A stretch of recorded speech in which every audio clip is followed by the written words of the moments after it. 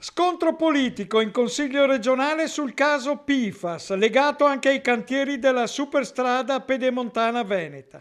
La Procura della Repubblica di Vicenza, come è noto, vuole processare 12 indagati.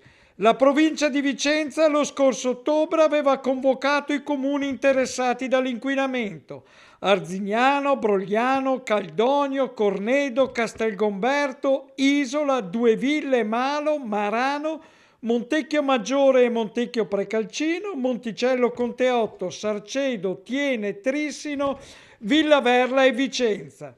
Nel mirino dei consiglieri di Alleanza Verdi e Sinistra, Elena Ostanelle e Carlo Cunegato, la risposta della Giunta a un'interrogazione sui rischi per l'acqua potabile nel territorio veneto e padovano.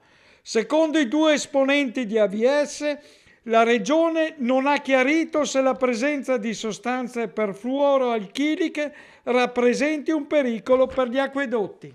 Siamo molto delusi per la risposta che abbiamo avuto alla nostra interrogazione dalla Giunta sul caso FAS Pedemontana. Ricordo che noi in Veneto abbiamo avuto con il caso Mitteni il più grande scandalo di inquinamento delle acque in Europa negli ultimi 30 anni.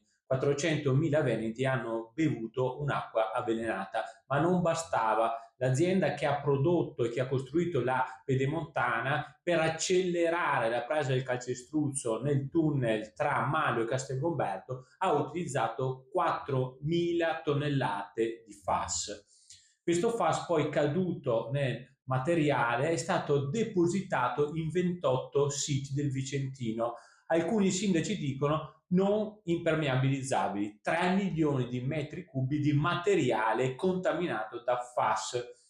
La Regione ci ha risposto solo con le iniziative già fatte in passato che conoscevamo, ma non su che cosa intende fare. Bisogna agire velocemente, i cittadini, i territori, i comuni ce lo chiedono, dopodiché ci avevano promesso una commissione congiunta sanità e ambiente sul tema FAS il 10 febbraio e non è ancora stata convocata. Bisogna fare presto perché con la salute delle persone dei veneti non si scherza.